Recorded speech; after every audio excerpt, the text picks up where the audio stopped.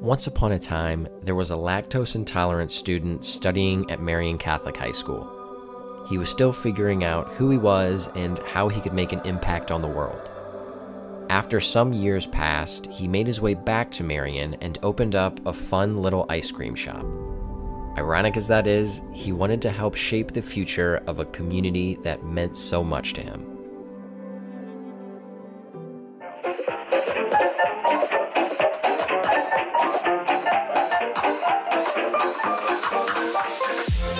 Hey there, all you beautiful people.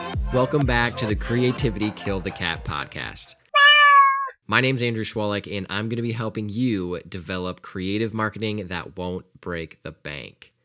Holy mama, that fall break that I mentioned in the previous episode ended up turning into a 2-year hiatus. Totally not what I had planned, but I've got a ton of wild career-related adventures, and I can't wait to share them with you through this podcast. During this 2-year period, I worked for that said marketing agency for about a year, helping to inject a little creative marketing, as well as started my own ice cream shop.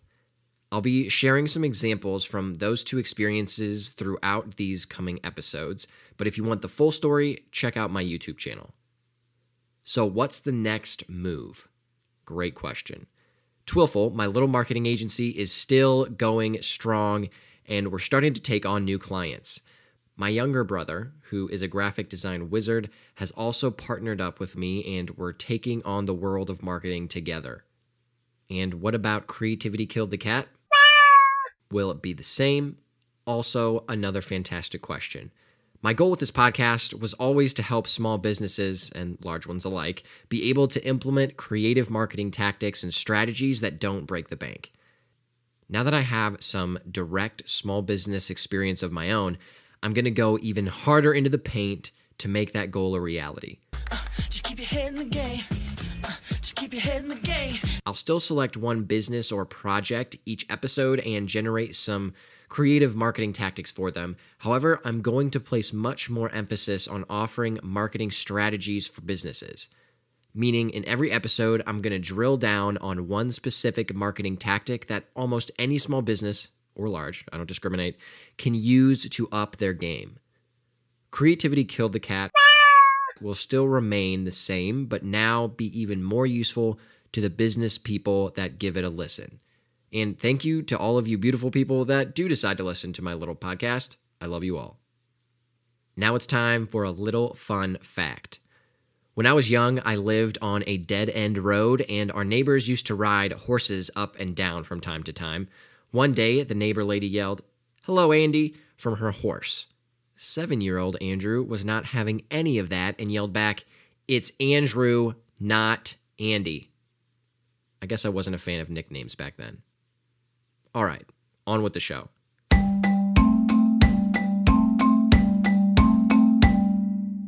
In our first episode back, it only makes sense to talk about Facebook, since that is the only social media presence this podcast has.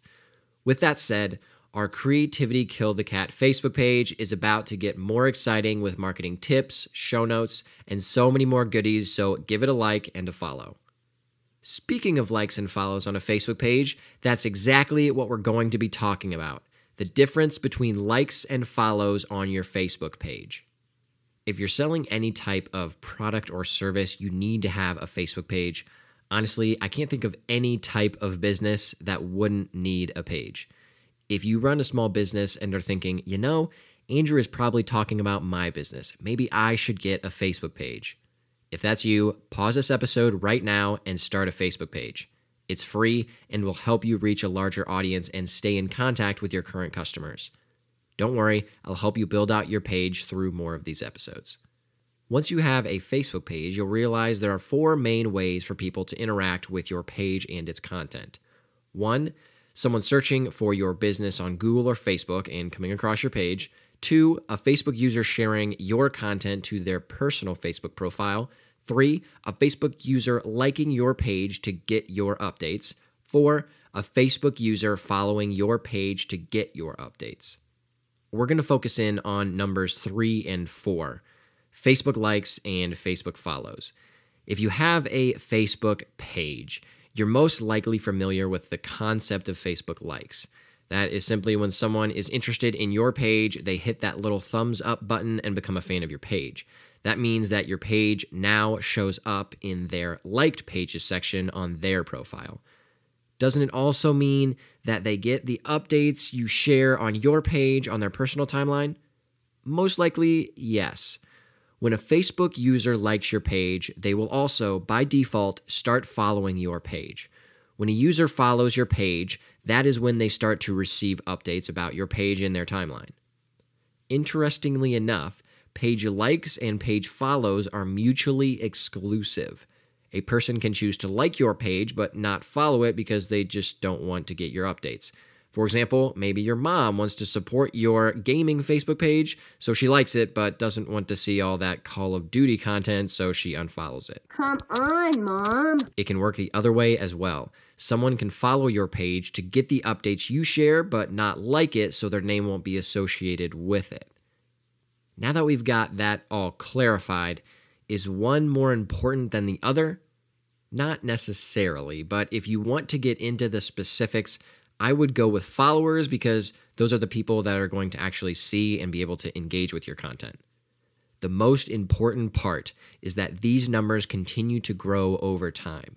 You want to continue to expand your audience, and looking at your total page likes and page followers will let you know how you're doing. Focus in on growing your audience and generating engagement. That is what matters.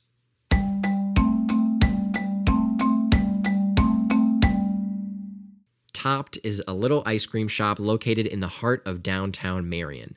They offer gelato-style, hand-dipped ice cream in a Chipotle-esque theme. You start by selecting your base, an extra scoop, a cookie, a brownie, or a fresh waffle taco. Then you go down the line and select your ice cream flavor, toppings, and sauces. Plus, they offer a variety of food options as well. Topped is actually the ice cream shop that I started during my 2-year hiatus from this podcast. Now that you know a little bit about it, let's get creative. Here's something simple that will add a little something extra to the customer experience. As with any ice cream shop, Topped offers samples of their various ice cream flavors. Customers get a mini plastic spoon with a bit of ice cream so they can determine if they want a larger portion of that flavor. Typically, there's a little jar that customers toss these used taster spoons in. When talking about ice cream flavors, there is one new flavor of the week that comes in every week. In the past, it was just selected based on the season or because there was a fun new flavor to try. Instead of the company making the decision, leave it up to the customers. Set up 2 jars for customers to toss their used sample spoons in. Select 2 new flavors and assign each one to one of the jars. That way, when people sample a flavor, they can use their dirty spoon as a ballot to vote for the next week's flavor.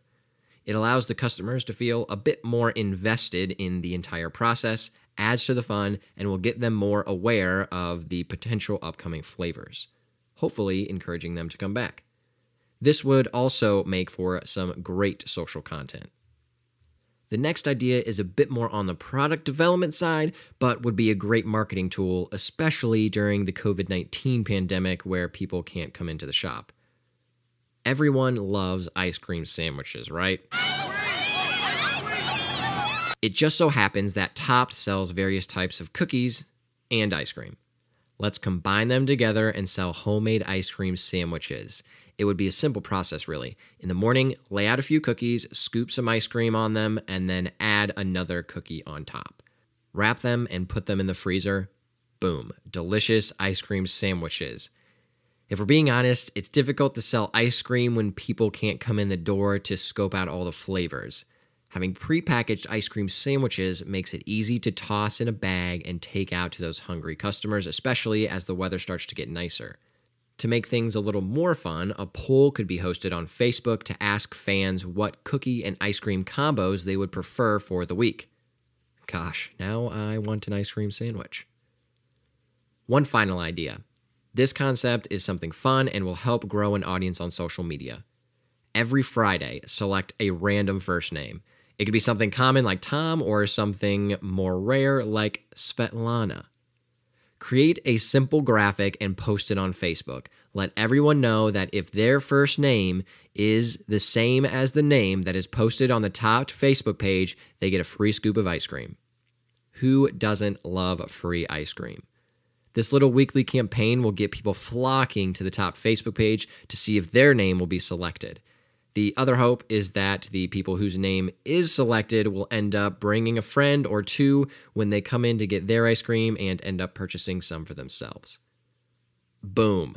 Topped now has some creative marketing ideas that will get more people in the door and a new product idea to test out.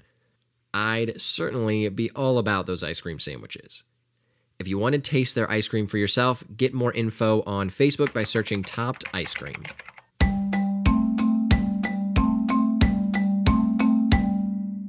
Well, that's all, folks. Thanks for joining me on this episode of Creativity Kill the Cat. I hope you had as much fun as I did and were able to take away some creative marketing knowledge that you can start using right now. If you did enjoy the show, I'd love you forever if you left a review on iTunes. It helps more people hear about my little podcast, so thank you. Now, if you're still stuck and need a little extra creative juice, head over to andrewchwalik.com to find more content that will continue to get your creative gears turning. Remember, keep saving those cats, and I'll see you all on the next episode.